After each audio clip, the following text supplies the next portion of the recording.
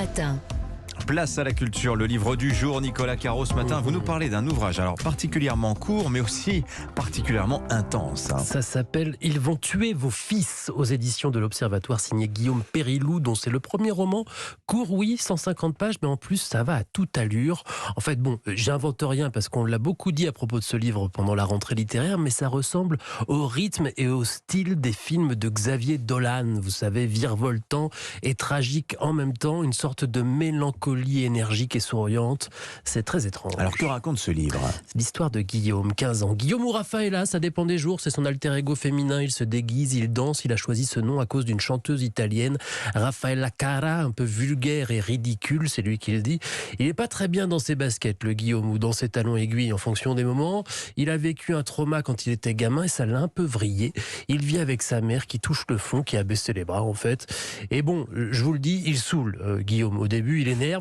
Une vraie tête à claque, c'est écrit dans un style oral qui sonne très juste. Et comme bah justement, finalement, hein. Ouais, exactement. Ça saoule au début, ensuite c'est bien. Avec ce langage d'ado en colère, véhément, pour qui tout est nul, avec une ponctuation aussi très particulière. Bref, du point de vue du style, c'est très fin, très subtil et très pertinent. C'est une voix particulière et du point de vue de l'histoire, c'est effréné. On court avec Guillaume, il est placé en foyer, puis il part à l'hôpital psychiatrique où il est question de l'argartyle, de l'oxapac et autres séroplex et lysanxia.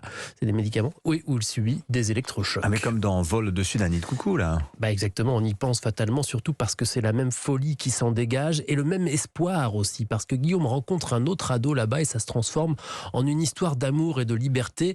Il est sorti à la rentrée littéraire et j'avoue que j'ai traîné pour vous en parler, même si je l'avais lu depuis longtemps, parce que je ne savais pas du tout sous quel angle l'aborder. Ça fait partie de ces romans, vous savez, où le critique littéraire échoue. C'est entre le lecteur et le romancier que ça se passe, et le narrateur, si agaçant au début, passe de tête à claque à un héros flamboyant. Et le titre, Ils vont tuer vos fils, c'est une chanson de Lou Reed, Kill Your Sons.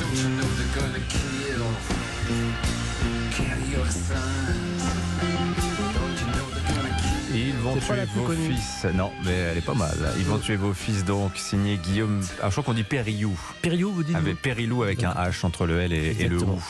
Merci beaucoup, Nicolas Caro. Place aux séries, Marie Jiquel. Alors d'abord, signalons l'arrivée en France d'une nouvelle plateforme. Une de plus, elle s'appelle Paramount+. Et comme il se doit, cette plateforme, Marie, fait son arrivée tonitruante avec, une série musclée aux avant-postes, scénario bien ficelé et porté par un pilier, évidemment, du cinéma américain, Sylvester Stallone. Et oui, Sylvester Stallone, 76 ans, c'est la première fois qu'il joue dans une série et ça s'appelle Tulsa King, l'histoire d'un ancien parrain de New York qui vient de purger une peine de 25 ans de prison et le voici propulsé dans une petite ville de l'Oklahoma et il veut donc devenir le mafieux du coin, le king de la ville de Tulsa. What is that place? It's a dispensary.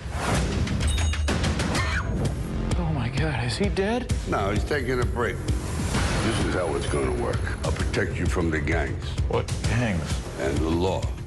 Alors, vous allez me dire, une série sur les mafieux aux États-Unis, on l'a déjà vu 100 fois. Oui, mais là, le scénario joue sur plusieurs décalages.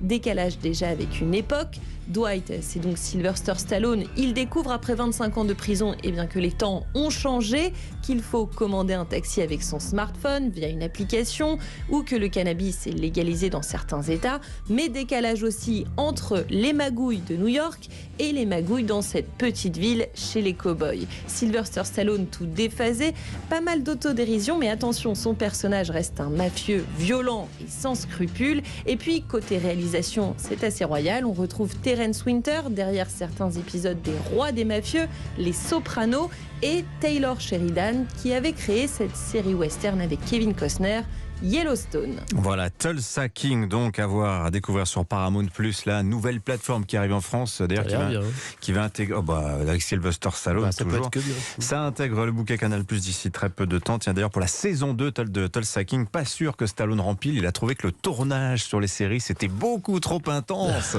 par rapport à ce qu'il connaissait du cinéma. Bon, c'est plus un jeune homme non plus, Stallone. Merci en tout cas, Marie Jiquel. Merci Nicolas Caro. À demain.